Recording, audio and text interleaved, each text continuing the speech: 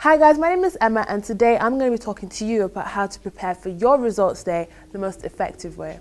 So starting off with my experience, my results day didn't go how I wanted it. I was expecting to go to another university, and when I got my results, I was happy because I got an A, B, C, but for the course that I wanted to be in, it wasn't what they wanted, so I didn't get in, so I was quite upset. And I wasn't really prepared either, but luckily my grades were good for my insurance, and my insurance was another university that I wanted to go to, so that was fine. Yeah, so I went in and I woke up early that day and I was on my UCAS login page and I was scrolling, waiting for the page to update. It was such a nerve-wracking experience. I was like, oh my God, what if I don't get in? Oh my God.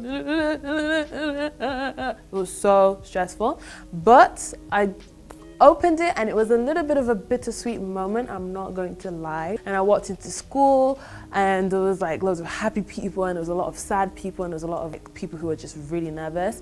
So walking in and I got my results and they were all like, congratulations, you got in, you did well. I was like, yeah, thank you, but still it was not exactly what I wanted. So I've come up with a little list of stuff that you should know, which will help you go through your results day a little bit easier, so then you can be prepared for whatever outcome that happens. It's best to prepare the night before. Get a list of all the phone numbers that you will need to contact on that day, whether it be your mom, your dad, your cousin, your dog sitter, people who you can confide in, who can help you if, say, you don't get the right results that you need. Or a more efficient thing to do is go onto the website of your university that you would like to go to. Keep your options open because at this point you don't know what grades you're going to get the next following day. So look at universities that have higher grade boundaries if you think you would have done more well than you expected, or lower grade boundaries if you feel like you don't have the results that are needed. And take a look at the courses that have empty spaces which you could see yourself studying, because at the end of the day, university is 3 to 4 years and it's a lot of money now. So make sure that the decision that you make is worthwhile in the long run, because you have to study it, no one else. Spend it with friends. Make sure that you treat yourself the night before because it is a very stressful time. So, have a nice bath, spend time with some friends, have a sleepover if you feel like that's necessary to help you calm down, and don't think about it too much. So now it's results day, and if you've opened your results and you've got exactly what you expected, then congratulations. You're coming a unique. But if it's not what you expected, don't worry, because it's not the end of the world. Just congratulate yourself for coming this far, because you've gone from a little itty bitty infant and you've come all this way, and now you finished A-levels, and that is something to be proud of, believe it or not, because a lot of people, if you give them the same exams that you did, they would not even understand the first question. Now it's a race to call clearing to see which courses you can get into, because you haven't gone into the one that you've hoped for. And luckily, hopefully, your insurance should help. But if it does not help, then the list that you've made the night before would be helpful. Call up the universities, and universities will try and market to you new courses that may not have that many people on, or courses that aren't very popular and maybe really no one's heard of it.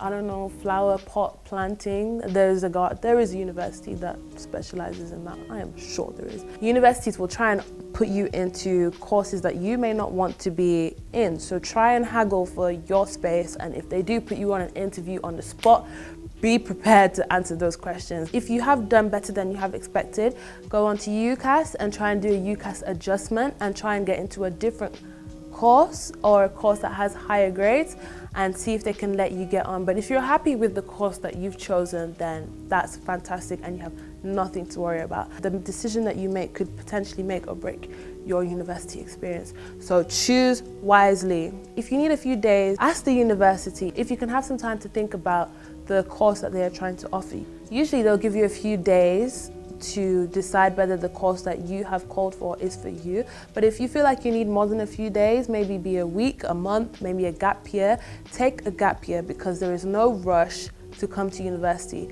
You can be alive for years and years and years and years, and university will always be there.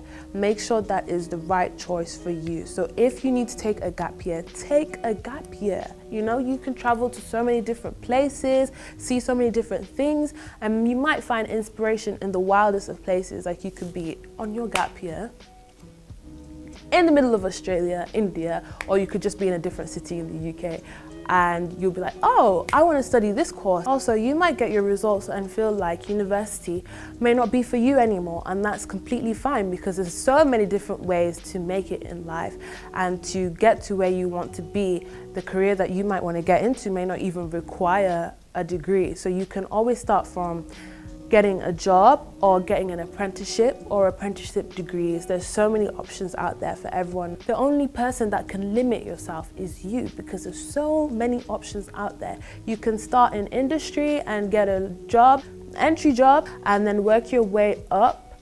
Most people tend to do that. Start your own business, but do try and get advice. Like my friend says, there's many different ways to make 10.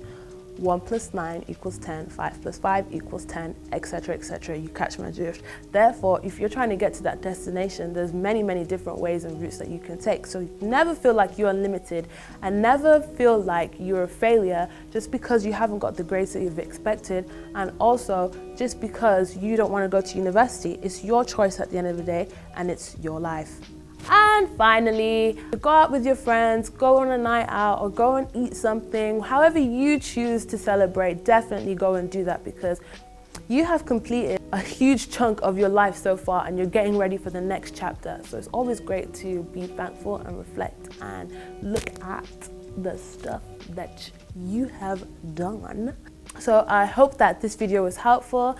If you have any more questions, feel free to at the Aston Twitter and Aston Facebook, and someone will get back to you. I'll put those here, and I hope you guys have a great day, and it's bye from me.